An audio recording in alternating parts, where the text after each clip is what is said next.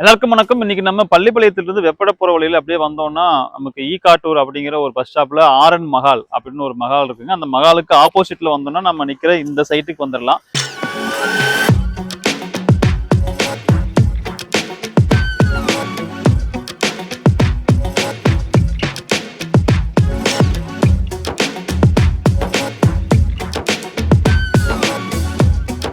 இந்த சைட்டும் ஈகாட்டூர் அப்படிங்கிற பிளேஸ்ல தான் வந்து இந்த சைட் இருக்குங்க.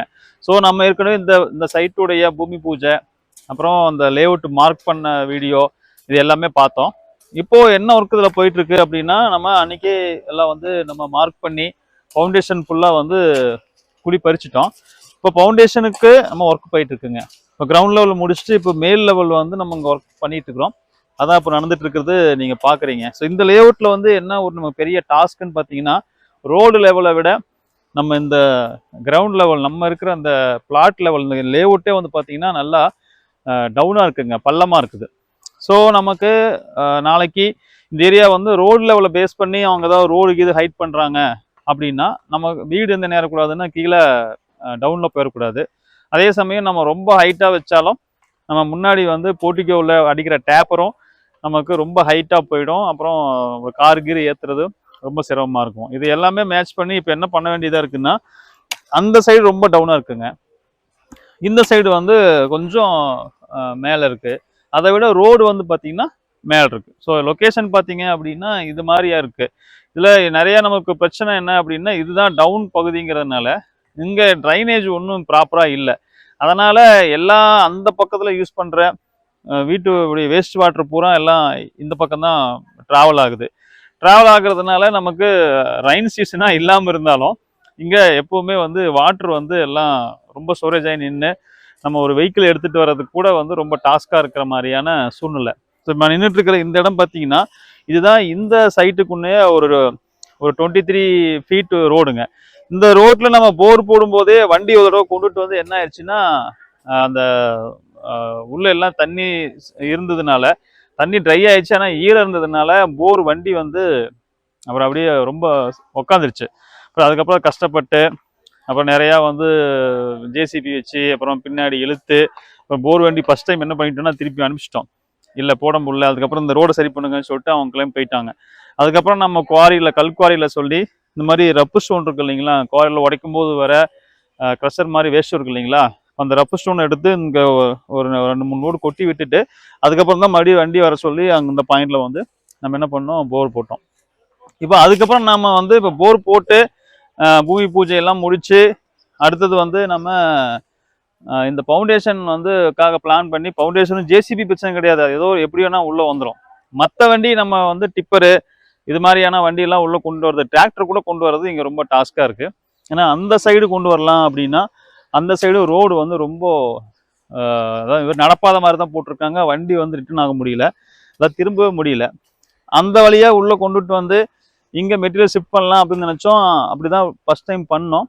என்னாச்சுன்னா அங்கே வந்து தண்ணி எல்லாம் ஸ்டோரேஜ் ஆகி இன்றைக்கி ஒரு டிராக்டர் வந்துச்சு, ஒரு மெட்டீரியல் கொண்டு வந்துச்சு, அது உள்ளே கொண்டு வர முடியாமல் அப்போ ரோட்டுக்கு அந்த சைட்லேயே நம்ம கொட்டிட்டு போக வேண்டிய சூழ்நிலையாக ஆயிடுச்சு. ஸோ இதுதான் ஒவ்வொரு சைட்லேயும் நமக்கு ஒவ்வொரு மாதிரியான ஒரு சில இடர்பாடுகள், நிறையா டாஸ்க் இருக்கும். ஸோ அதையெல்லாம் நம்ம வந்து சந்திச்சு தான் ஆகணும், நம்ம கன்ஸ்ட்ரக்ஷன் வந்து பண்ணி தான் ஆகணும். இது மாதிரி உங்கள் பில்டிங்கில் எந்த மாதிரியான இடமா இருந்தால் நீங்கள் கவலைப்படாதீங்க, அது நம்ம வந்து ஒன்றும் பிரச்சனை கிடையாது, நம்ம சூப்பராக அதை வந்து பண்ணிடலாம். அதை உங்களுக்கு சொல்லணுங்கிறதுக்காக தான் ஒரு டீட்டெயில் சொன்னேன்.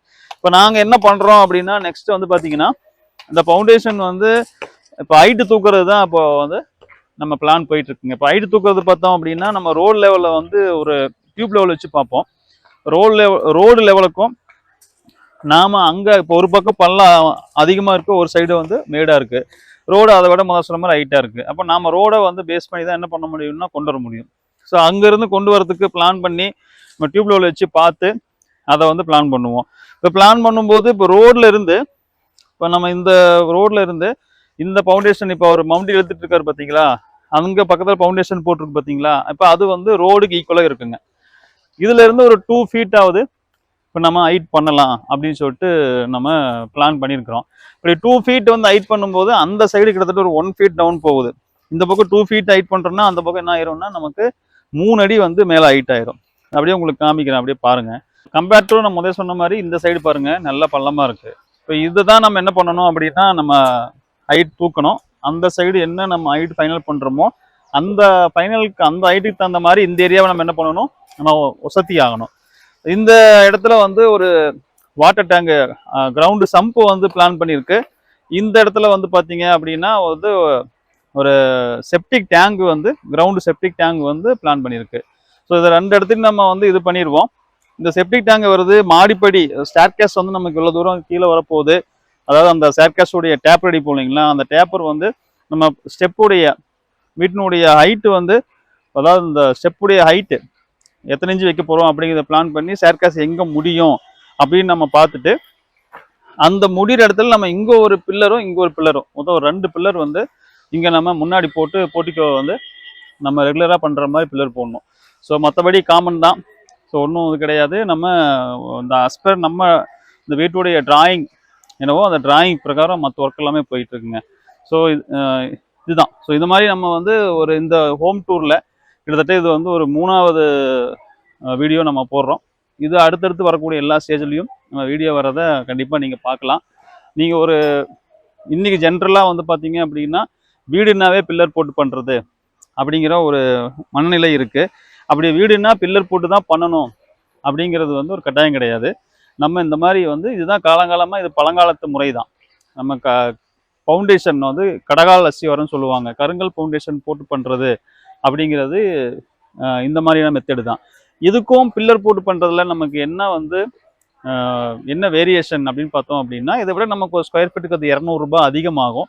ஏன்னா நம்ம ஃபுல்லாக எல்லாமே ராடு யூஸ் பண்ணி பண்ணுறதுனால. ஆனால் இன்னொரு விஷயம் என்னென்னா, அப்படி ராடு யூஸ் பண்ணி நம்ம பில்லர் போட்டு பண்ணுற கட்டடங்கள் இல்லை, நல்லா நம்ம வந்து அந்த காங்கிரீட் போடுறதெல்லாம் மிக்சிங் எங்கேயுமே வந்து நமக்கு ஹனிகோம் கிராக்குன்னு சொல்லுவோம்.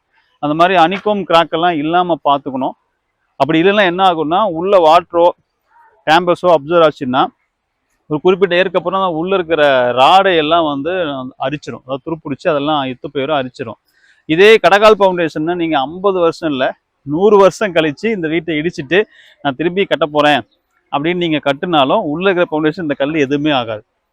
இந்த ஃபவுண்டேஷனில் போட்ட கல் இதை வந்து இன்னும் 100 200 வருஷம் இல்லை 1000 வருஷம் ஆனாலும் இந்த கல் கல்லாவே தான் இருக்கும். இதை வந்து மண் அரிச்சிருச்சு, இது வந்து ஃபவுண்டேஷன் பூரா போயிடுச்சு அப்படிங்கிற மாதிரியான கம்ப்ளைண்ட் வரவே வராது. மேபி நம்ம யூஸ் பண்ணுற சிமெண்ட் கூட மிக்ஸ் பண்ணுற மணல், அதனால் ஒரு கொஞ்சம் ஸ்ட்ரென்தன் போடுறது அது மாதிரி போயிருக்கலாம். ஆனால் அந்த கல் எப்படி இருக்கும் அப்படின்னா இது நிரந்தரமாக இப்படியே தான் இருக்கும். ஸோ இந்த ஃபவுண்டேஷனில் நமக்கு வரக்கூடிய பெனிஃபிட் பார்த்தீங்க அப்படின்னா இது ஒரு பெனிஃபிட் வந்து மறுக்க முடியாத பெனிஃபிட்டுங்க. அதே நம்ம பில்லர் போட்டு பண்ணும்போது என்ன அப்படின்னா இது G+2 அப்படிங்கிறது நமக்கு போதுமான ஒரு அஸ்திவார முறை. இதே அதுக்கு மேலே நம்ம போகிறோம் G+2க்கு மேலே, அதாவது ground floor, first floor, second ஃப்ளோருக்கு மேலே நான் வீடு கட்டுவாங்கும்போது நம்ம பில்லர் ஃபவுண்டேஷன் போகிறதுங்கிறது வந்து நடைமுறையில் அப்படி தான் இருந்துச்சு.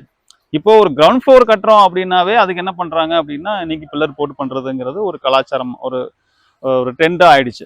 ஸோ அது தேவையா அப்படின்னா அது வந்து என்ன கேட்டால் பட்ஜெட் இருந்துச்சு அப்படின்னா நம்ம தாராளமாக அதை பண்ணலாம். பட்ஜெட் இல்லை அப்படிங்கிற பட்சத்தில் நம்ம இது போய்க்கிறது நமக்கு சிறப்பு. இதில் முதல்ல சொன்ன மாதிரி ஃபவுண்டேஷன் எந்த காலத்துலேயும் நமக்கு அரிப்பு அதாவது அதில் ராடு அரிக்கிறதுக்கு டிஎம்டி ராடு வந்து ஒரு குறிப்பிட்ட இயருக்கு அப்புறம் அது டேமேஜ் ஆகிறதுக்கு வாய்ப்பு இருக்குது. ஏன்னா அது கிரவுண்டில் இருக்கிறதுனால அதுக்குள்ளே எப்படியும் தண்ணி உள்ளே இறங்க வாய்ப்பு இருக்குது. வாய்ப்பு இல்லாமல் நம்ம பண்ணணும். அப்படி பார்த்து பண்ணுறது தவறிடுச்சு அப்படின்னா அது உள்ளே இருக்கிற ராடெல்லாம் துருப்பிடிச்சி அந்த பில்டிங்கு, ஏன்னா அஸ்திவாரத்தில் உள்ள ராடே டேமேஜ் ஆச்சுன்னா அந்த பில்டிங்கை நம்ம கேள்விக்குறியாகும். இந்த ஃபவுண்டேஷன் முறையில் நீங்கள் எத்தனை வருஷம் கழித்து பார்த்தாலும் அப்படியே தான் இருக்கும். ஸோ இதுதான் வந்து இதுக்கு இருக்கக்கூடிய டிஃப்ரெண்ட்டுங்க. ஸோ நம்ம கிட்ட வந்து பார்த்தீங்கன்னா நம்ம இந்த ஃபவுண்டேஷன் ஒர்க் பண்ணுற கடகால் ஒர்க் பண்ணுற துரசாமி என்னன்னு சொல்லிட்டு லைனில் இருக்காரு. இவர் கிட்டத்தட்ட நம்மகிட்டே ஒரு 6-7 வருஷம் இருக்குமாண்ணா, ஒரு 6-7 வருஷமா நம்மகிட்டே பண்ணுறாரு. நம்ம கடகால் ஒர்க்கு அப்படின்னா நம்ம யாரையும் கூப்பிடுறதில்ல, அண்ணனுக்கு சொல்லிடுவோம், அண்ணன் தான் வந்து பண்ணுவார். இங்கே இருக்கிறது எல்லாமே மோஸ்ட்லி அவங்களுடைய ஃபேமிலி மெம்பர்ஸ் தான். அதனால் நம்ம வந்து அண்ணனை நம்பி சைட்டில் விட்டுறலாம். ஆனால் இதுதானா அப்படின்னு சொல்லிட்டோம்னா ஒர்க்கை வந்து நீட்டாக பண்ணிடுவார். அண்ணன்கிட்ட அப்படியே கேட்போம், அண்ணா நீங்கள் எத்தனை வருஷமா இந்த தொழிலில் இந்த கடகால் ஒர்க்கில் வந்து எத்தனை வருஷமா இருக்கிறீங்க? 30 வருஷமா இருக்குங்க சார். 30 வருஷமா அந்த தொழில் இருக்கிறீங்க. இப்போ உங்க அப்பா அதே தொழில் தாங்களா? அப்பா அதே தொழில். இப்போ நீங்க அப்பா கூட நீங்க போய் அப்புறம் ஆரம்பிச்சது தான் அது. இப்போ உங்களுக்கு பசங்க எத்தனை 4 பேருங்களா? இப்போ 4 பேருமே இந்த தொழில இருக்காங்களா? 2 பேர் இந்த செங்கல் வேலை செய்யறாங்க. 2 பேர் வந்து மேசன் ஒர்க் அப்ப செய்யறாங்க, 2 பேர் வந்து உங்க கூடவே செய்யறாங்க. இப்போ வீட்டுல அந்த அக்காவும் உங்க கூடவே வந்துடுறாங்க. ஸோ அப்போ குடும்பத்தோட வந்து நம்ம அந்த தொழில் பண்றோம். உங்க மருமகன் வருவாரு, அவரை பார்க்க முடிய மாட்டேங்குது. அவர் வேற பக்கம் போயிட்டாரு. அவர் இதே வேலைக்கு தான் வேற பக்கம் போயிருக்காரு. ஸோ அண்ணா வந்து பாத்தீங்கன்னா கிட்டத்தட்ட ஒரு பில்டிங்ல வந்து அண்ணா அறிமுகம் ஆனாரு. அன்னையில இருந்து நம்ம கிட்ட வந்து தொடர்ந்து டிராவல் பண்றாரு. நிறைய பேர் நம்ம கிட்ட வந்து கேட்பாங்க, தினத்துக்கு 2 பேர் வந்து கடையில் ஒர்க் பண்றோம், எனக்கு வேலை கொடுக்கணும்னு கேட்பாங்க. நம்ம அவங்க நம்பர் நோட் பண்ணி வச்சுக்குவோம். ஆனா ஒர்க் வந்து அண்ணனுக்கு தான் வரைக்கும் கொடுத்துட்டு இருப்போம். ஏன் அப்படின்னா அவருடைய ஒர்க்கு வந்து தெளிவா இருக்கும். எங்கேயுமே வந்து நம்ம என்ன மைண்ட்ல நினைக்கிறோமோ அது கரெக்டா இருக்கும். அதனால அண்ணனுக்கு வந்து எப்பவுமே கொடுத்துருவோம். அண்ணா சூப்பரா செய்யுங்க, நிறைய பண்ணுங்கண்ணா. தேங்க்ஸுங்கண்ணா. நாம இது மாதிரி உங்களுக்கு ஒரு லேண்ட் இருக்கு அப்படின்னா அந்த லேண்ட்ல நீங்க ஒரு வீடு கட்டணும் அப்படின்னு நினைக்கிறீங்க. ஸோ அந்த வீடு எப்படி ப்ராசஸ் பண்றதுங்கிற எந்த மாதிரியான சந்தேகங்கள் இருந்தாலும் அதை நீங்க மறந்துடுங்க. நீங்க விஜய் பில்டர் எங்களை நீங்க கூப்பிட்டீங்க அப்படின்னா நீங்க கட்ட போற கட்டடம் அது குடியிருப்பு வீடா இருக்கலாம், இல்ல தொழிலுக்காக கட்டக்கூடிய ஒரு கமர்ஷியல் பில்டிங்கா இருக்கலாம், கமர்ஷியல் குடோனா அதாவது இண்டஸ்ட்ரியலுக்கு யூஸ் பண்ற, இல்ல நம்மளுடைய தொழிலுக்கு வந்து வேர் ஹவுஸா யூஸ் பண்ணக்கூடிய ஒரு பிஇபி கான்செப்ட்ல பண்ணக்கூடிய குடோனாவும் இருக்கலாம். எது மாதிரியான பில்டிங்கா இருந்தாலும் நாம வந்து இப்ப தமிழ்நாடு முழுக்க உங்களுக்கு கன்ஸ்ட்ரக்ஷனுக்கு உண்டான எல்லா ஒர்க்கும் நான் பண்ணி கொடுக்குறேங்க. அதாவது உங்களுக்கு பூமி பூஜையில இருந்து பிளானிங்ல இருந்து பினிஷிங் வரைக்குமான எல்லா ஒர்க்குமே நாங்க பண்றோம். ஸோ எந்த ஒரு கட்டுமான தேவைக்கும் நீங்க எங்க அணுகலாம். உங்களுக்கு லோன் வசதி வேணும் அப்படின்னாலும் 35 பேங்க்ல நம்ம டைப் பண்ணியிருக்கிறோம். உங்களுக்கு 45 பைசா வட்டியில இருந்தே நம்ம வந்து லோன் உங்களுக்கு பண்ணி கொடுத்து எப்படி அந்த லோனை உங்களுக்கு கட்டுறது, எப்படி கட்டினா சீக்கிரமா முடியும், எப்படி சேஃபா அந்த லோனை முடிக்க முடியுங்கிற எல்லா கைடன்ஸையும் கொடுத்தும் உங்களுக்கு பில்டிங் பண்ணி கொடுக்குறோம். இது வந்து நம்ம கன்ஸ்ட்ரக்ஷன் பண்றது 2012 இருந்து நம்ம பண்ணிட்டு இருக்கிறோம்.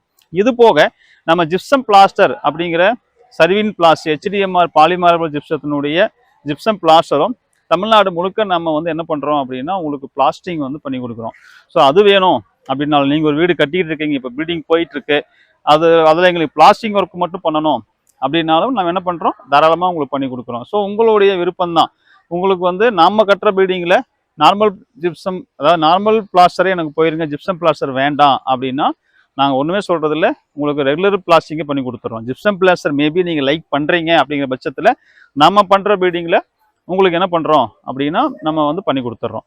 ஸோ நீங்கள் பில்டிங் பண்ணிட்டு இருக்கிறீங்க, அதில் ஜிப்சம் வந்து பண்ணி கொடுங்க அப்படின்னா நம்ம பண்ணி கொடுக்குறோம். ஸோ நம்ம இன்னைக்கு பார்த்தீங்க அப்படின்னா இன்டர்லாக் பிரிக்கு ஏஎஸ்சி பிளாக்ல பண்ணுறது, அப்புறம் ஃப்ளையாஸில் பண்ணுறது, செங்கல்ல பண்ணுறது, எது அப்புறம் சாலிடு பிளாக்ல பண்ணுறது, இது மாதிரி எந்த டைப் ஆஃப் கன்ஸ்ட்ரக்ஷனும் நாங்கள் உங்களுக்கு பண்ணி கொடுக்குறோம். எதுனாலும் எங்களை கூப்பிடுங்க, சிறப்பாக பண்ணிக்கலாம். ஸோ இந்த வீடியோ உங்களுக்கு பயனுள்ளதாக இருந்திருக்கும் அப்படின்னு நான் நம்புகிறேன். இன்னொரு பயனுள்ள வீடியோவில் நான் உங்களை மீண்டும் சந்திக்கிறேன். அது வரைக்கும் எல்லாருக்கும் வணக்கம், பாய்.